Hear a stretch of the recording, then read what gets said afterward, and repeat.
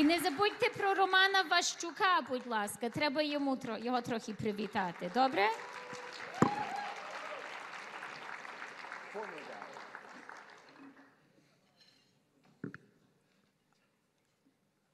Дякую. Merci. Thanks.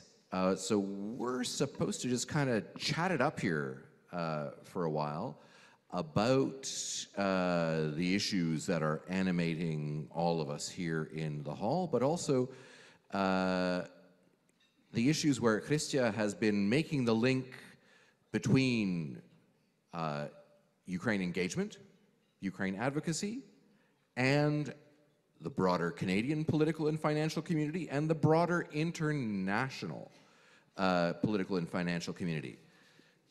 And those of you who follow her remarks in various global fora may have seen her speech at the Brookings Institution a couple of weeks ago, where she said some pretty stark things. You said, "The sunny days are over. Bloody history is back." That's not a message that Canadians have been either delivering or hearing a whole lot. And so it comes as a bit of a shock to the system. I mean, you pointed out that the invasion of Ukraine ends a 33-year period of peace and general prosperity. So from within government of Canada and the international system, especially the financial side of it, how have our national leaders and how have global leaders reacted to this shock? And how has that realization, how can that realization help Ukraine to win? Okay, Roman always starts with the easy, simple, straightforward questions. Я зараз відповім, але я хочу дуже коротко кілька вступних слів сказати. І, по-перше, я хочу просто всім сказати щиро дякую.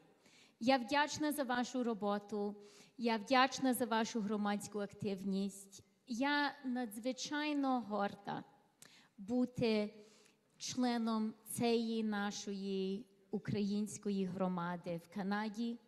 Я надзвичайно горда вашої роботи вже роками і роками для нашої громади тут, у Канаді, і для Канади. І останнім часом я надзвичайно горда роботи нашої громади, кожної людини в цьому залі в підтримку України. Справді, щиро вам дякую.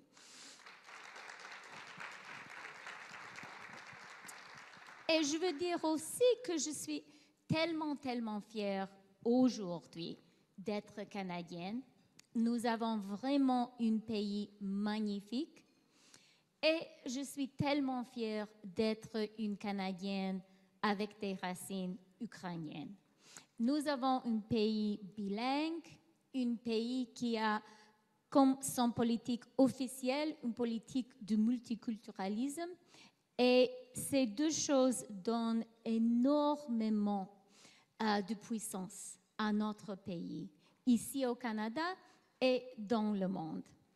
And then finally, I just want to say, you know, I was very touched to hear from the Lithuanian ambassador. And it is certainly true that Lithuania today is a very good friend of Canada in the world.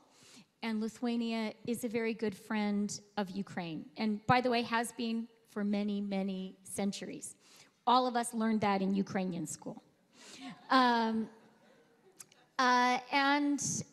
have recognized that the Lithuanian Canadian community, as you said, Ambassador, has been very strong in its support for the Ukrainian Canadian community and for Ukraine in these difficult days.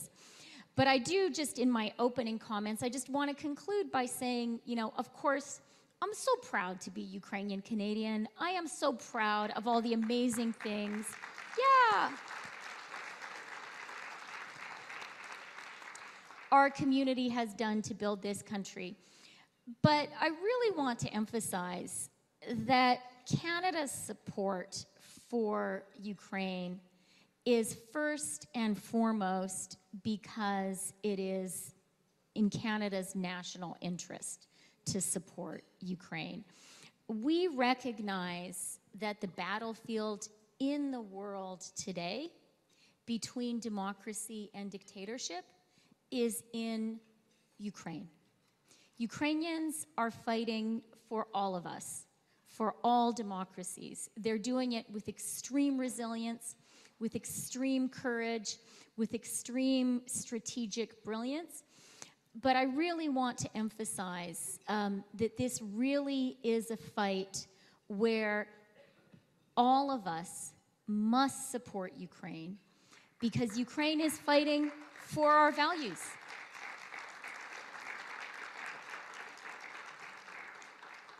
And it's very important to recognize that.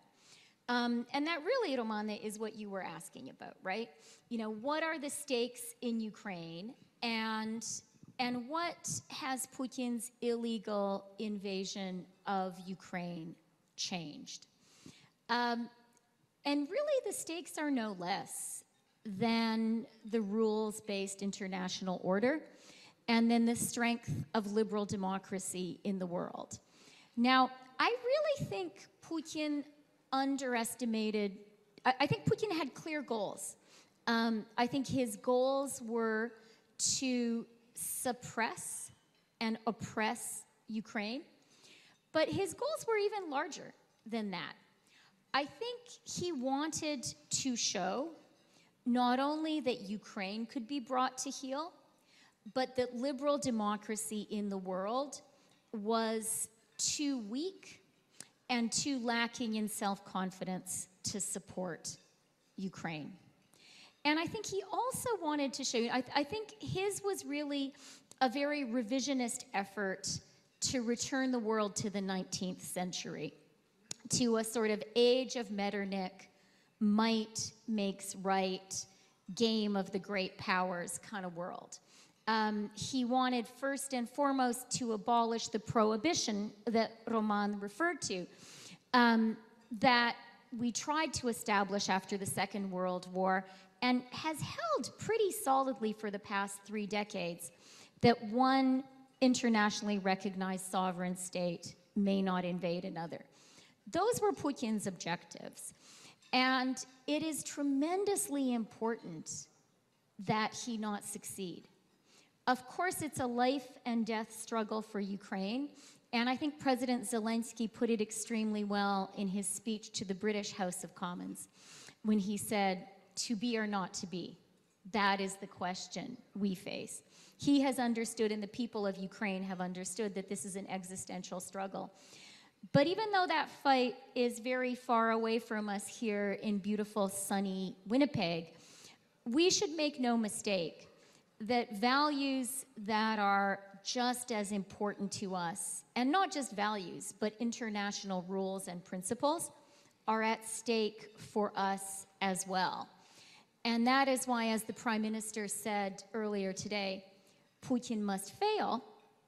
And let me also say, that's why Ukraine has to win. And I think we also, I want to conclude this answer, Roman, on a positive note.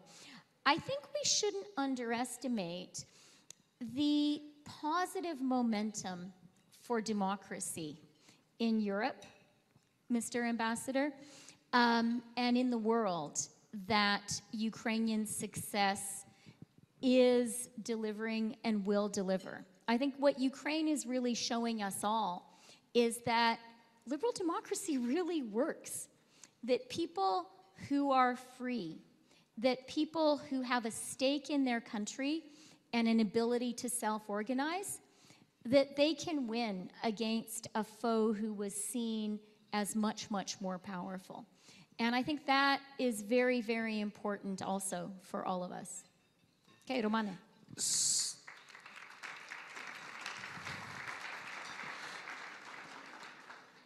I'm not sure if you got the vibe when you were down in Washington at Brookings and elsewhere, but it would appear that there are quite a few people who are very stability-oriented in Western capitals who are afraid of Putin losing and Ukraine winning.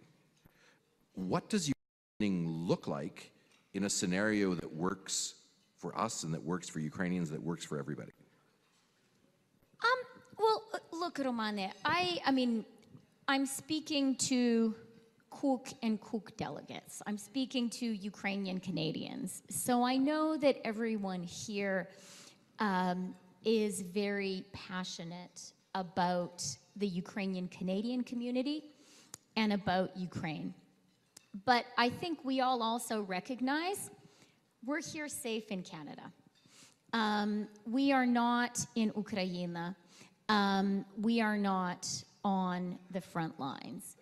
And I always, when the question turns to what does victory look like, my first answer is, let's call up the Ukrainians. And the people who are going to decide, really determine when Ukraine wins, because I think it's a question of when, not if, and who are going to decide what that victory looks like, they are the Ukrainians. And I think that's very, very important for all of us to be very clear on and really recognize. But you've asked what victory looks like. And one element I think is worth underscoring is an essential part of victory for Ukraine must be that it is enduring. It must be that a Ukraine which has been victorious in the war, and as I've said, I am absolutely confident Ukraine will be, is a Ukraine which can be successful and prosperous and victorious in the peace. And so I think it is really important for all of us to be thinking about how can Ukraine be supported so that post-war Ukraine is a successful, prosperous, flourishing country. And I'll tell you something which a friend, he probably won't mind being quoted, someone who has been working on Ukraine and close to Ukraine for a very long time, David Lipton, who was in the Treasury for a long time, then at the IMF, now is back in the Treasury.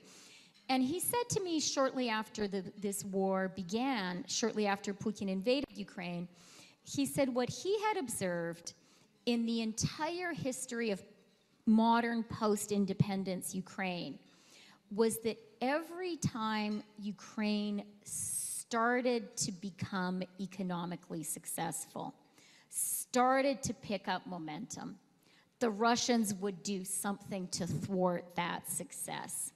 And he had even observed in the period from 2014 to the February 24th invasion that every time you could see Ukraine kind of lifting off, every time you could see foreign investors starting to be more confident, there would be some kind of Russian provocation at the border. And I think that's a very smart observation. And what it says to me is, you know, Ukrainians are being incredibly brave, incredibly smart, incredibly effective on the battlefield. It's going to be equally important for them to be equally smart and brave and effective in building a really successful post-war Ukrainian state. I think the countries of the world can help with that, and I think our Hromada can help with that. And we should start thinking about that.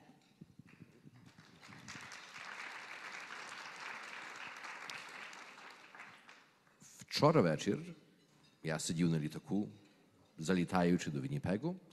Коло мене сиділа дуже симпатична старша пара із Гімлі, Манітоба. Не знаю, чи є тут хтось із Гімлі чи ні, чи заколець. І вони мені розповіли, що до їхньої громади міської, to the CN camp somewhere on the outskirts of Gimli, тепер там проживають українці, вони, як багато інших людей, допомагають їм, вони вже половину свого гаражу переглянули і передали українцям, так що радо приймають. Уже 100 тисяч таких людей приїхало до Канади, понад 100 тисяч, завдяки програмі QED. Як з твоєї точки зору тимчасова чи постійна інтеграція тих людей відбувається, може відбуватися. Що це дає для Канади, що це дає для громади, що це може в майбутньому дати Україні? Це прекрасне питання, Романе. Я хочу в першу чергу дуже подякувати всім українцям з Манітоби особливо. Я з Альберти, я живу тепер в Торонто, але родом я з Альберти. Ми завжди в Едмонтоні вважаємо і вважали, що у нас найкраща українська громада в Канаді. Я мушу сказати, в Торонто, Лесю, є також прекрасна українська громада, але останнім часом українська громада Манітоби справді себе показала. І так, ні, ви справді молодці. І як ви зараз вітаєте новоприбулих, це просто чудо. Я сьогодні рано, коли я приїхала сюди,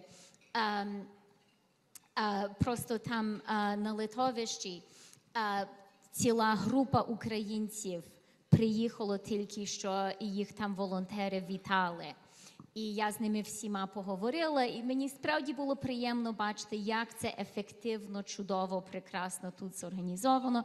Це не випадково, що перший рейс з України приїхав сюди до Вінніпегу. Було дуже велике лобіювання нашого уряду, до котрого міста перший рейс має приїхати. Вінніпег виграв, і я мушу сказати, ви прекрасно використовуєте цю можливість. Я дуже-дуже вам вдячна. Це дуже бідні люди, і ви дуже-дуже їх тепло приймаєте. То дуже-дуже вам дякую. І поза тим, Романе, я лише два слова скажу. По-перше, я думаю, що нам не треба забути, що наша головна ціль повинна бути допомогти Україні, щоб всі ті, що хочуть, могли вернутися до прекрасної, багатої країни з світлом, з теплом і без війни. А по-друге, я лише скажу, що я бачу, що ціла Канада дуже рада цими новоприбулими, що ціла Канада їх також дуже вітає. І я вчора була з Ентоні Блінкеном в Отаві, і він хотів, щоб перше місце, до котрого він пішов в Канаді, як тільки він вийшов з свого літака, це було до кафе «Кава» в Отаві, де приймають новоприбулих. Я думаю, що він хотів показати свою підтримку для України, але він також був надзвичайно вражений силою нашої української канадської громади, яка була дуже видна там. Дякую. Я горда вас.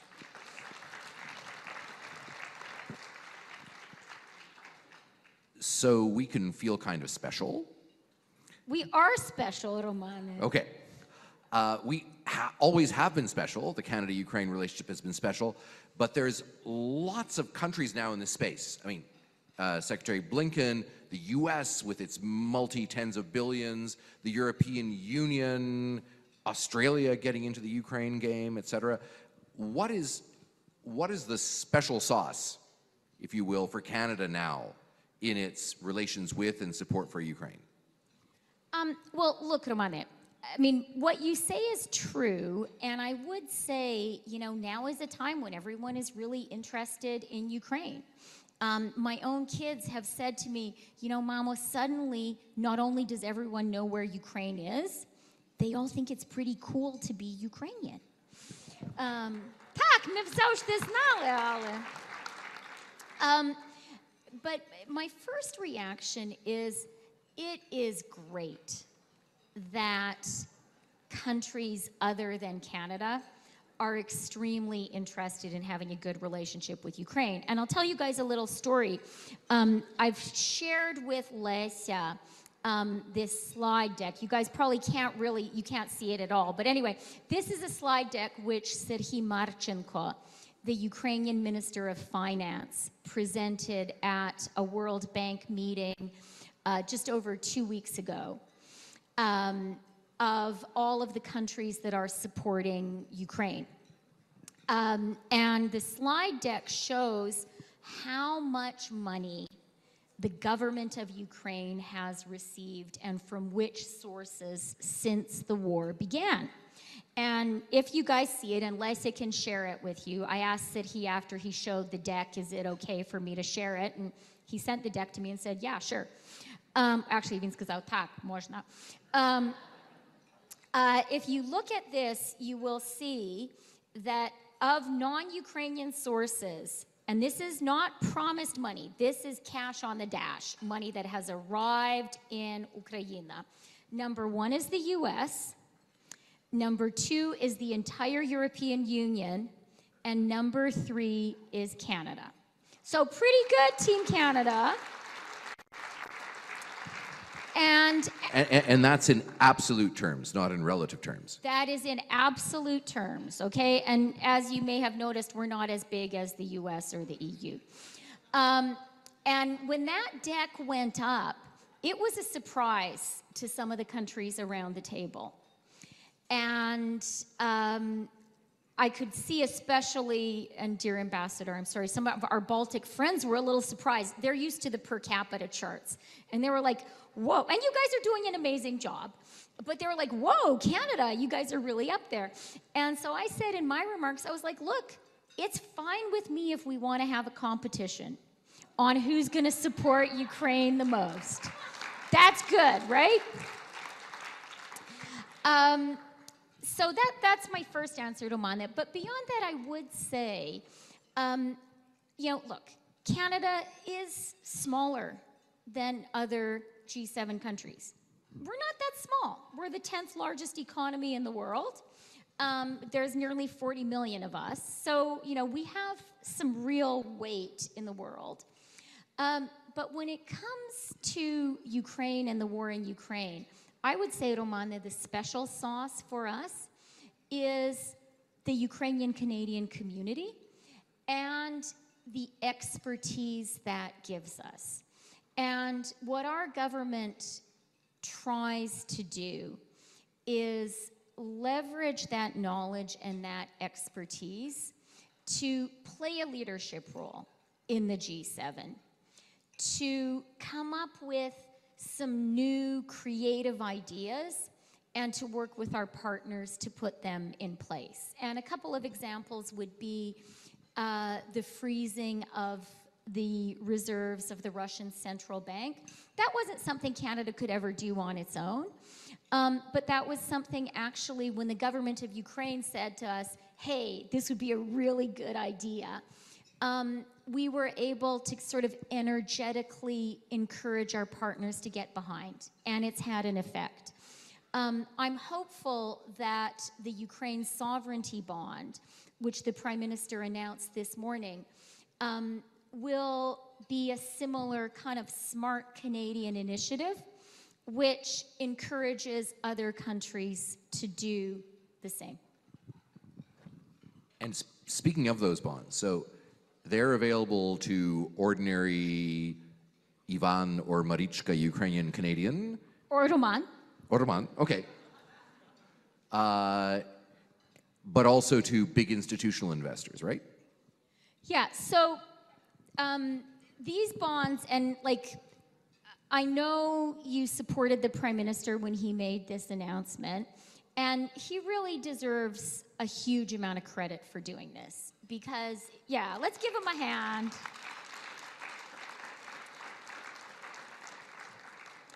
This is a big deal. Canada has never done this before, and no other country in the world has done this so far since the war started. The idea is that we know that there are a lot of people in Canada who would like to provide direct support to Ukraine and to the government of Ukraine, right? We know Ukraine needs help paying pensions. Ukraine needs help keeping the lights on. And if they can't do that, they can't win the war. But it's kind of hard to know, how do you get money directly to the government of Ukraine in a way that will be effective, where they'll get the money, where it's safe? And that's really the challenge that we set ourselves as we were thinking about this. And these Ukraine sovereignty bonds is the mechanism we've come up with. So we're going to issue bonds. They're going to be backed by a Government of Canada guarantee, so people can feel secure buying these bonds and to keep the rate of interest low, because the credit of the Government of Canada is good. As your finance minister, I can assure you of that. We're going to have, I want you guys, so we're going to have, for now, we're going to say that we're going to issue 500 million of these bonds.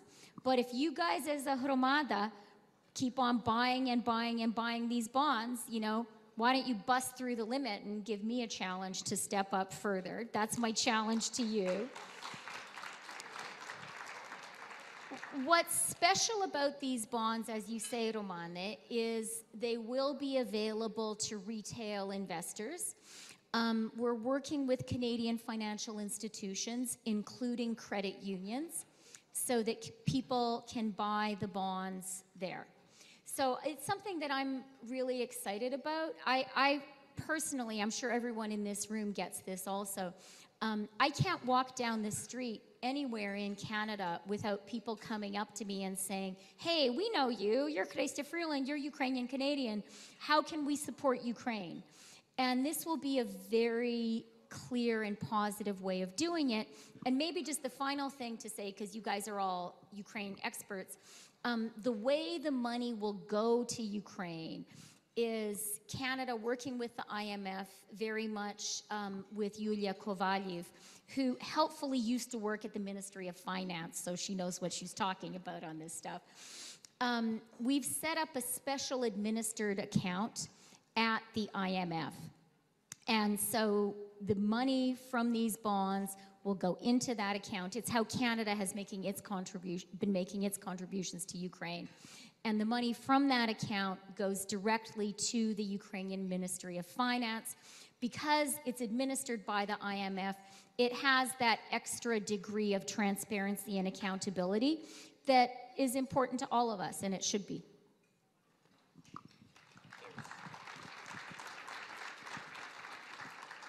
Okay, and maybe finally, coming back to your Brookings talk of a couple of weeks ago, you talked about the idea of friendshoring.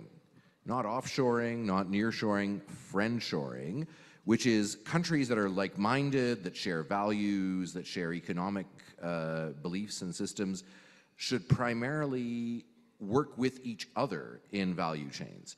Now, given that there's going to be there's already a lot of thinking about recovery, rebuilding, modernization of Ukraine, how can Ukraine become part of friendshoring for the future? And there they are. Wow. There's Canada. Hey, bless you. Right. There it is. Yeah. So just above guys, Germany. Oh dear. Yeah. Okay.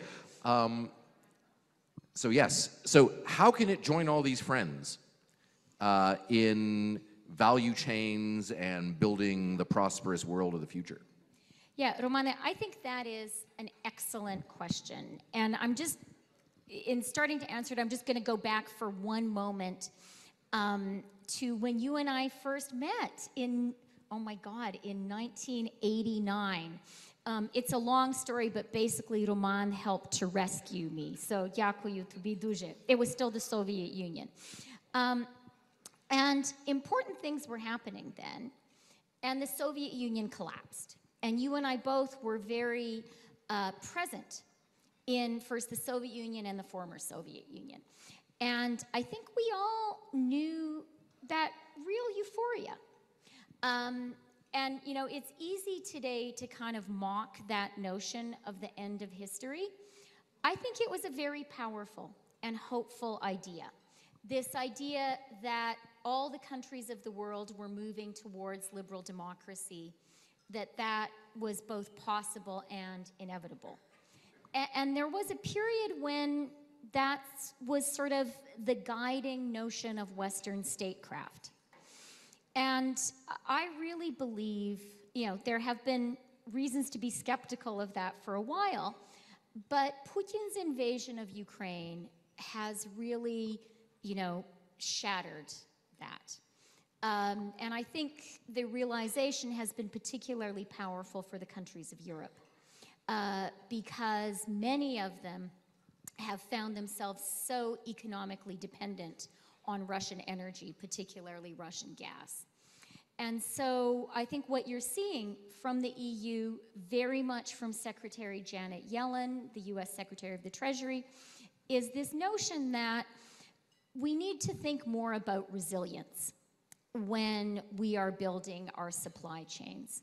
When we're thinking about our international economic relationships, of course we need trade. Canada is a trading nation. That's very, very important for us. But where we need to be vulnerable to other countries, let's be strategically vulnerable to our friends and our allies.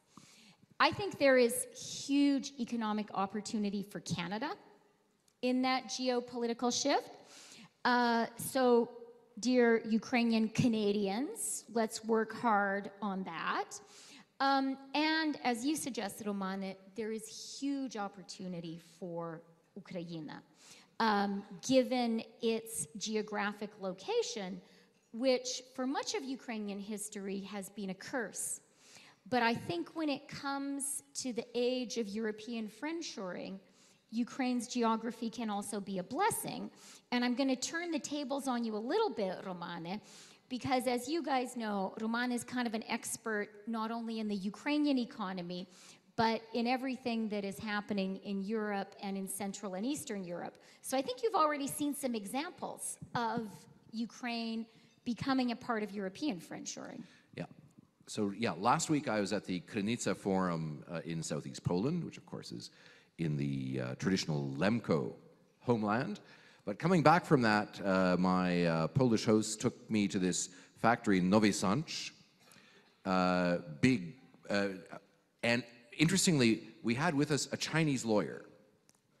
And what he saw shocked him, because what he realized was that this is a market segment. This is roof windows, the kind of tilting windows you put in your roof if you live in a fairly temperate part of the world, where this Polish company was number 2 in the world, number 1 in some segments, had a workforce of 2,500 in Poland, but then also a workforce of nearly 600 in Ukraine, which they had established 3 plants because they had shut down their manufacturing operation in China, because they felt that having a nearshore arrangement with Ukraine where they could simply truck things back and forth would be optimal for their competitive model. And they sell around the world, including in Canada. So I think that's the kind of practical example of how this can be made to work in the future. And it means, though, a much more seamless EU-Ukraine border that allows just-in-time deliveries instead of just as soon as the truck driver spends 5 days camping at the border deliveries. So still working on that. But I think that's the kind of realistic prospect Ukraine has. Okay, bravo. Actually, and vice versa. Ukrainian companies having satellite facilities in the EU. Because one of the things that people have realized is that Ukraine is not just an object, either politically or economically, but a subject with entrepreneurs who can be world-beating given half a chance. Okay. Окей, well, я думаю, ми вже закінчуємо. Так, Романе, я одне слово скажу. Ми вже самі зголодніли. Так, ми зголодніли, всі голодні. Окей, я хочу лише на закінченні 2 слова сказати. The first is one of the strengths of Canada's Ukrainian Canadian community and of Canada is, for a long time, we have approached Canada's support for Ukraine as a cross-party issue. We've understood that it is in the Canadian national interest to support Ukraine. And I think that the Ukrainian Canadian community, all the activists who are here, have contributed a lot to that approach. And, you know, I see James Bizan here, leaders from other parties. And I do, you know, want to recognize how important that cross-party approaches and cross-party support for Ukraine is. It makes it easier. Oh, Лесю, ти вже то не показала. It makes it easier for Canada to be up there on the leaderboard. It makes the Canadian voice in international fora much, much stronger. А тоді на кінець я мушу сказати останнє слово по-українськи. І то я справді, я дивлюся на цей зал, я повно людей тут знаю. Із Едмонтону, із Вінніпегу, із Торонто, і з цілої Канади. І я хочу лише підкреслити, яка я горда є вас всіх. Активність нашої громади надзвичайна. І це є активність, яка будує не лише нашу громаду, але вже з самого початку, з першого дня, що перші українці приїхали до моєї Альберти, хочу підкреслити, з того першого дня громадська активність українців у Канаді будує так само Канаду. І мені дуже приємно це признати, дуже приємно бути з вами. Я дуже горда вас. Слава Україні!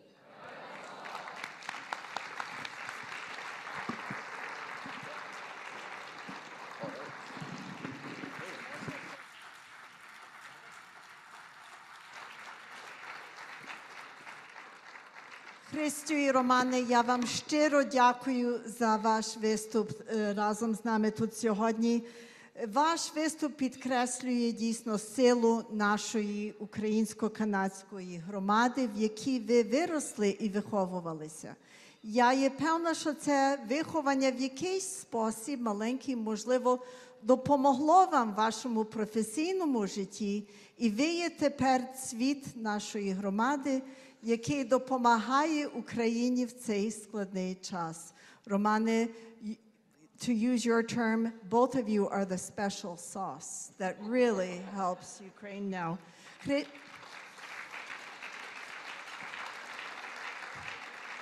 Christu, I know that you played no small hand in the Ukraine sovereignty bond. And if you want to create a competition or a stampede, let's set up a subscription table outside that door. The first email that goes out after the Congress, as soon as we get the details, is to invite every delegate here to subscribe in large quantities to that bond so that we break through that $500 million barrier. So дякую. І за спомин вашого виступу тут сьогодні я хочу представити вам, подарувати вам маленький подарунок. It's a watercolor of our Kobzar, Taras Shevchenko, in front of the Manitoba legislature.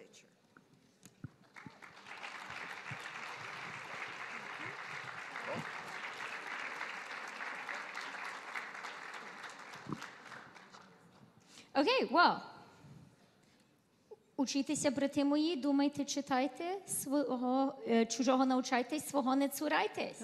Я думаю, що є справді гасло нашої громади. І я хочу лише на хвилинку тут попросити Івана прийти. Треба ще одну людину від Торонто, що дуже мені допомагає і дуже працює також над цими питаннями. І в нашому уряді є двоє людей, що цитують Шевченка. Це Іван і я. І це дуже добре. Дякую.